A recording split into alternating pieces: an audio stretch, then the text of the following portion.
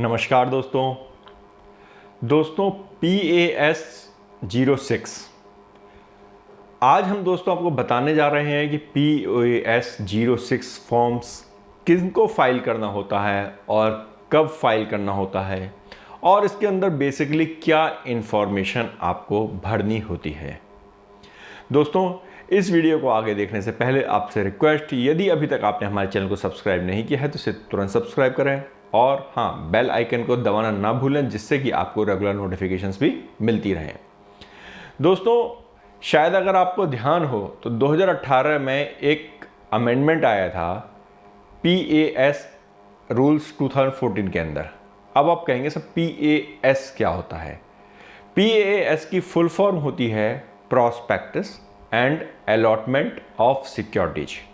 जी हाँ, prospectus and allotment of securities rules 2014 के अंतर्गत एक अमेंडमेंट हुआ था सन 2018 में, जिसके तहत जो भी अनलिस्टेड कंपनियां हैं, जितनी भी अनलिस्टेड कंपनीज हैं, उनको अपने सभी शेयर्स डीमैट अकाउंट में रखने होंगे।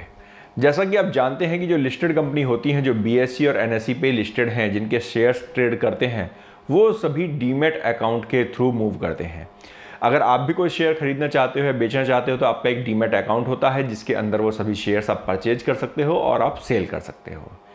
अनलिस्टेड कंपनी चूंकि मार्केट में नहीं लिस्टेड होती हैं, उनके पास वो ज़्यादातर जो शेयर्स होते हैं वो 7, 8, 10, 100, 200 लोगों के पास में शेयर्स होते हैं, तो पहले वो फिजिकल फॉर्म्स में रहते थे।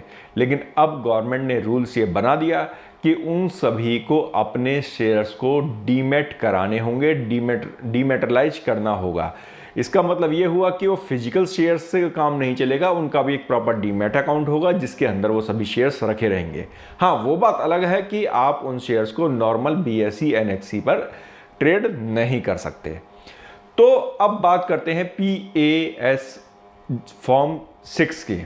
तो बेसिकली दोस्तों क्या हुआ कि जब गवर्नमेंट ने ये कहा कि भाई आप अपने जो शेयर्स हैं उनको आप डीमैटलाइज कराइए, तो आप जानते हैं हिंदुस्तानी लोगों की फितरत, काम नहीं करेंगे, कहेंगे सर अननेसेसरी के खर्चे क्यों हम लें। उसका रीज़न ये है कि जब आप डीमैटलाइज कराओगे तो आपका एक डीमैट अकाउंट भी आपके पास होना चाहिए।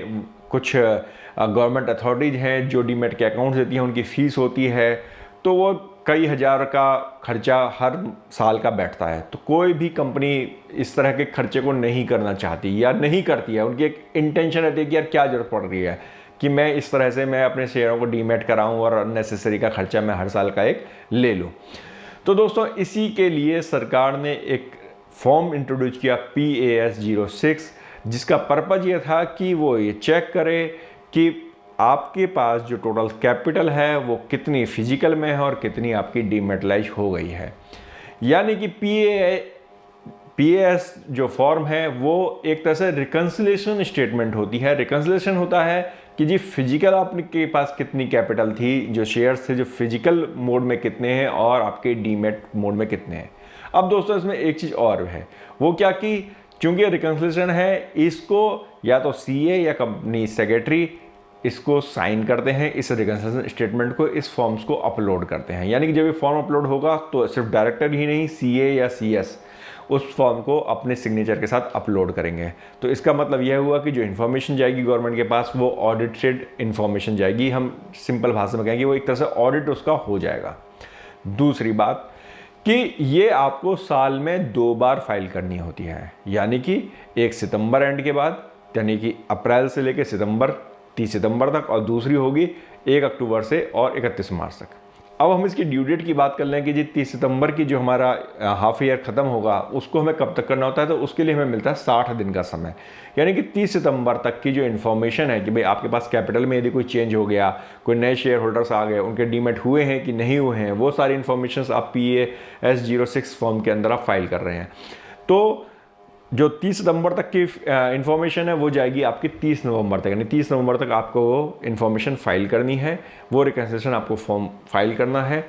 और जो आपका अक्टूबर से मार्च के बीच का है उसको आपको 2 महीने का टाइम वहाँ भी मिलता है, तो आप 31 मई तक उस फॉर्म को फाइल कर सकते हैं।